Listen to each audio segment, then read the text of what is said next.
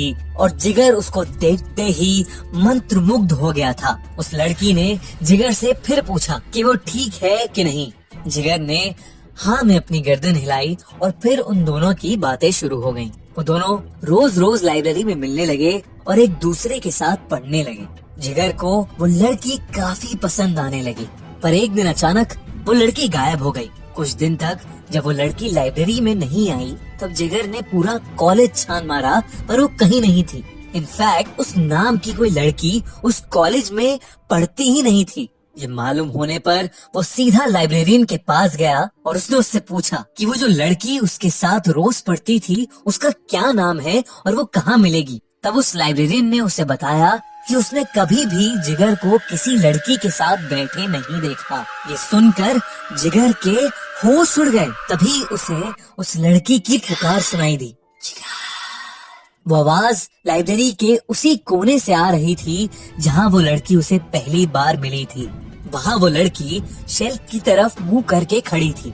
जिगर ने उससे पूछा, तुम कौन हो? उस लड़की ने कोई जवाब नहीं दिया। जिगर डरता हुआ उसके थोड़ा और पास गया और उसने पूछा, कौन हो तुम? तभी उस लड़की ने जिगर को पीछे मुड़कर देखा। वो चेहरा एक चुड़ैल का चेहरा था, जिसे देखते ही जिगर बेहोश हो गया। उस दिन के बाद से जिगर ने लाइब्रेरी जाना छोड़ दिया। उसे यकीन हो गया था कि उस लाइब्रेरी में उस लड़की का भूत है। उसने स्पेशल रिक्वेस्ट पर अपना कॉलेज तो चेंज करा लिया, पर उस लड़की के चेहरे को वो शायद ही कभी भूल पाएगा। आज जो कहानी मैं आपको बताने वाला हूँ वो मेरे दिल्ली में रह रहे एक अंकल के साथ हुई एक सच्ची घटना पर बेस्ड है।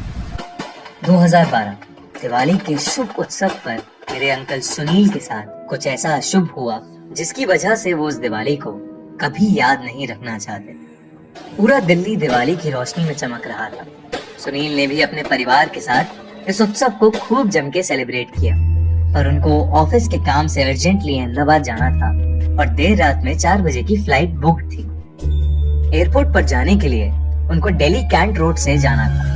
कहते हैं दिल्ली कैंट एरिया इंडिया की सबसे हॉन्टेड जगहों में से एक है, पर ना ही वो भानगढ़ की तरह कोई खंडर है और ना ही उस जगह का कोई डरावना इतिहास है, बल्कि ये एरिया शहर के बीचों बीच किसी भी आम कॉलोनी की तरह ही है। और तो और ये इंडियन आर्मी ऑफिशियल्स का घर भी है, पर फिर भी इस एरिया को काफी भयानक माना जाता है।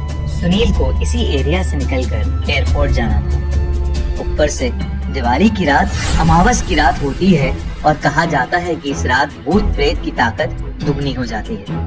पर सुनील का इस रास्ते पर काफी आना जाना था और उन्होंने कभी ऐसा कुछ महसूस नहीं किया जिससे उन्हें डर लगे। रात के 2 बज रहे थे जब सुनील अपनी वाइफ को लेकर टैक्सी में एयरपोर्ट की ओर निकले। दिल्ली कैंट रोड के आते ही कुछ ही देर में सुनील को रोड के कोने पर खड़ी सफेद साड़ी में एक औरत दिखी जो अपने हाथ के इशारे से लिफ्ट मांग रही थी। सुनील ने सोचा कि इतनी देर रात ये औरत इस सुनसान रास्ते पर क्यों खड़ी है और उन्होंने ड्राइवर को गाड़ी रोकने के लिए बोला।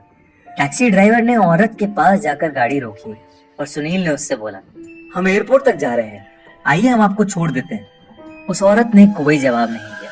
वो नीचे मुंह करके खड़ी थी और उसके खुले बालों से उसका पूरा चेहरा ढका हुआ था। सुनील ने फिर बोला, घबराइए मत, हम आपको आगे तक छोड़ देंगे।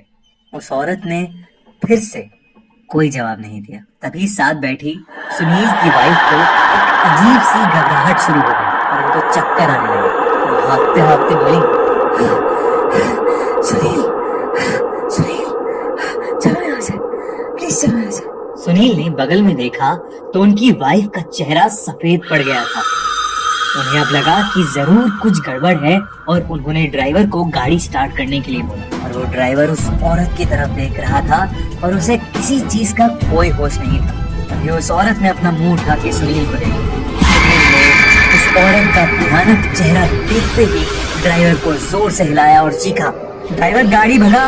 ड्राइवर होश में आया और उसने तेजी से गाड़ी को आगे बढ़ाया। खिड़की के बाहर वही औरत गाड़ी के साथ हवा में भाग रही थी। सुनील ये देख के बहुत ही ज्यादा डर गए थे और पूरी तरह पसीने पसीने हो गए। सुनील की गाड़ी की स्पीड 100 किलोमीटर/h से ऊपर होगी, लेकिन वो उनका पीछा ही नहीं छोड़ रही थी। दिल्ली कैंट से बाहर निकलते ही उनकी गाड़ी का एक्सीडेंट हो गया। सुनील की आंख अगले दिन हॉस्पिटल में खुली। उनको मालूम हुआ कि उनकी वाइफ कोमा में चली गई है और उस ड्राइवर की एक्सीडेंट होते ही मौत हो गई थी। करीब 4 महीने बाद उनकी वाइफ कोमा से बाहर निकली और अब दोनों ने वापस अपनी नॉर्मल जिंदगी जीना शुरू करा है।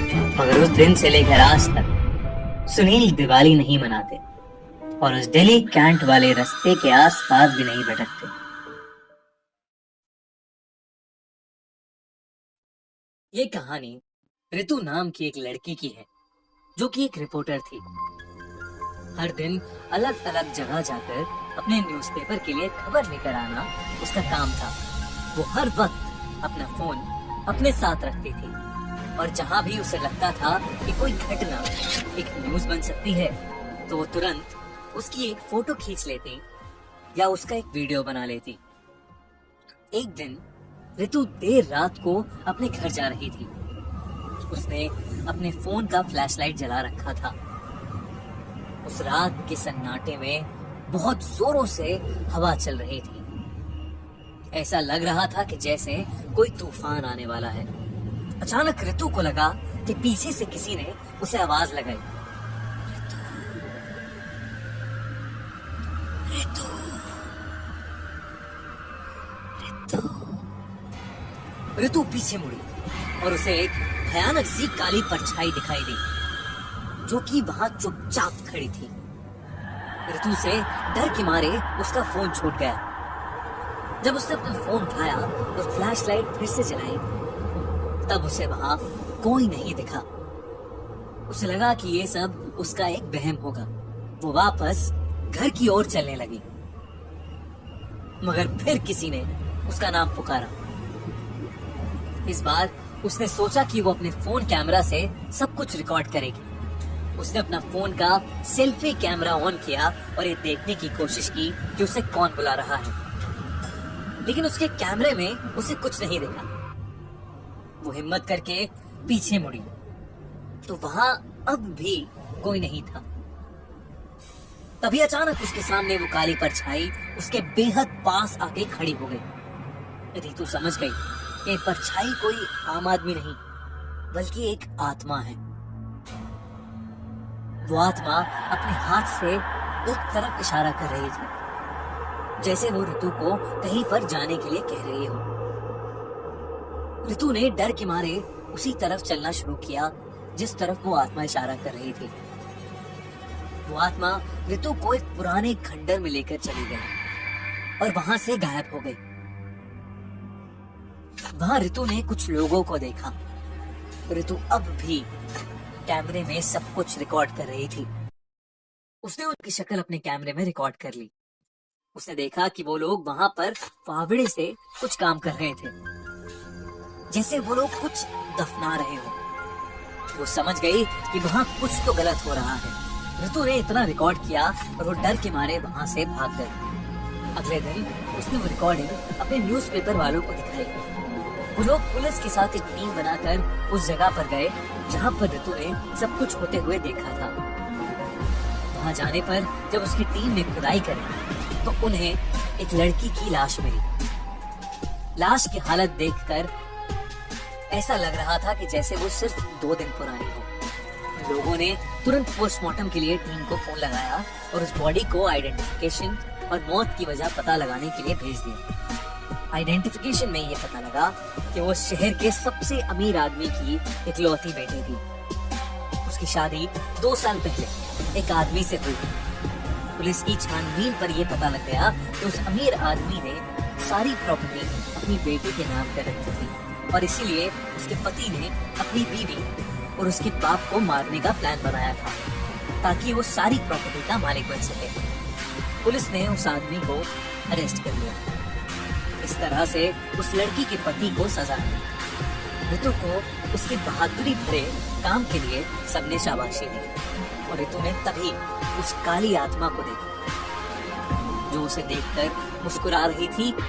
ऋतु को लगा कि शायद ये आत्मा उसी लड़की की जो मारी गई थी।